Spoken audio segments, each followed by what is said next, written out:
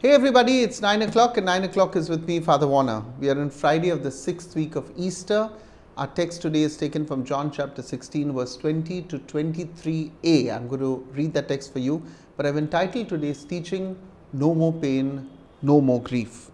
So our text really overlaps with the text of yesterday. So you will see a bit of an overlap. We're doing verse 20 again. Very truly I tell you, you will weep and mourn, but the world will rejoice. You will have pain, but your pain will turn to joy. When a woman is in labor, she has pain because her hour has come. But when her child is born, she no longer remembers the anguish because of the joy of having brought a human being into the world. So you have pain now. But I will see you again, and your hearts will rejoice, and no one will take your joy from you. On that day, you will ask me nothing. Now, this reality, my dear friends, of human suffering is not something that Jesus diminishes for us. I always say Jesus is not a salesman with a product, but he is God who comes with the gift of salvation. Like a salesman, he's not selling anything, rather he is offering the gift of life free of cost. Yet Jesus does not sugarcoat his message to gather followers, rather he presents us with the truth so that we may be devoted disciples. Today's teaching is another dose of one such truths. And he said it so plainly in verse 22 of chapter 16. He says, so you have pain now. That's what Jesus says. So you have pain now?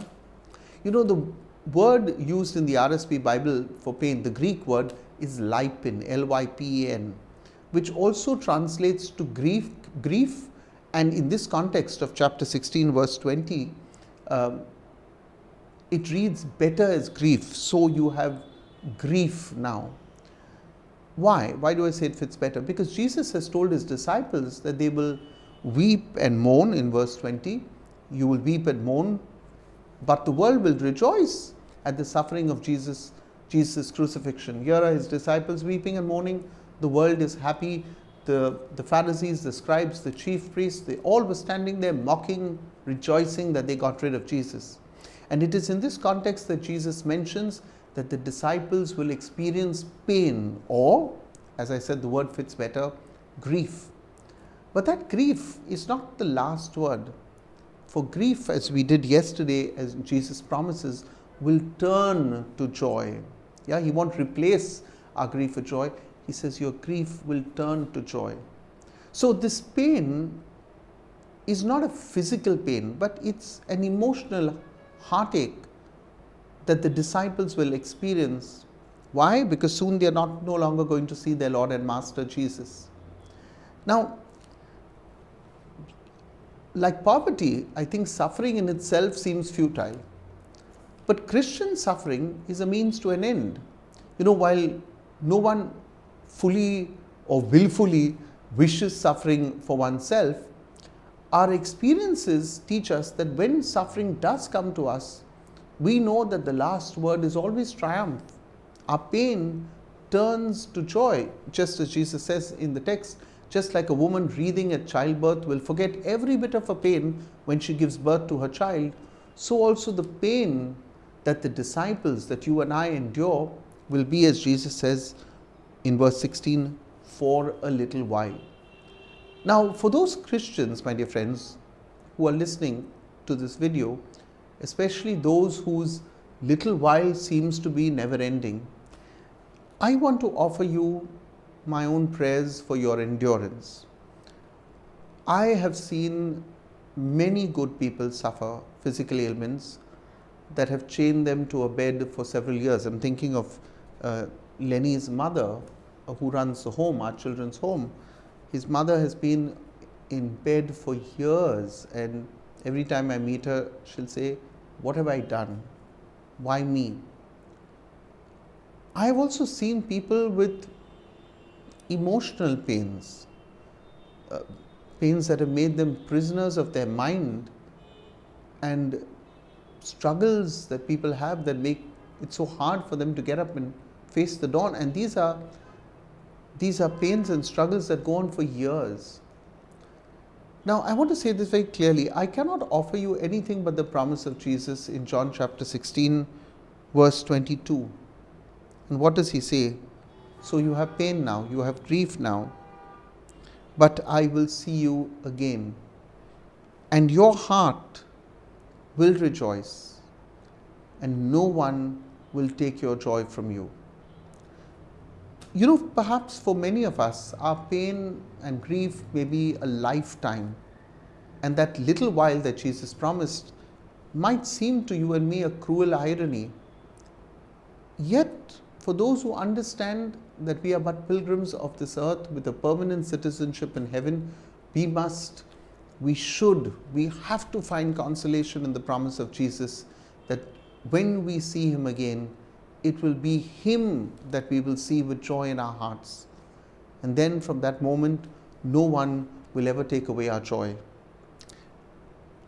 In the prayers for the dead, we speak of heaven as that place where there is no more suffering, no more pain, no more grief, for heaven is our joyful home. With that great promise that on that day, as Jesus says, on that day you will ask nothing of me, there will be no questions. Why? Because on that day we will ask nothing from the Lord, just be pleased to be with him. I'll see you again, my dear friends, tomorrow, Saturday, at the end of the week. I want to tell you that next week on Monday, Tuesday and Wednesday, I will be out with Father Clarence and Tasi. We want to spend 3 days together, so we're going to Mahabaleshwar before I leave for Goa on the 30th of this month. But I will be recording the teachings and I will be putting them out, so you won't be deprived of your daily dose of 9 o'clock with Father Warner. I want to say a special word of thanks to all of you who continue to support our children's home in Nowhere. I appeal to you. You see, one of the reasons why I do this, and trust me, many people, I'm a very shy person. I'm very private. Unfortunately, because of these daily videos, sometimes it gets hard to even walk through an airport without several people recognizing you. But I do it because for 2 reasons. One, each time I decide I don't want to do these videos anymore, somebody will write to me and say, you know, your video changed my life.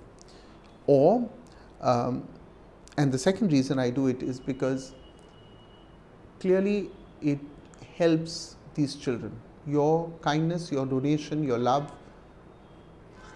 has helped us so much that we are moving from one house to a second house. And I implore of you, continue with Christian charity, continue supporting. This is a home which is 100% transparent. I welcome you anytime you want. It's 100% transparent. There is no hanky-panky.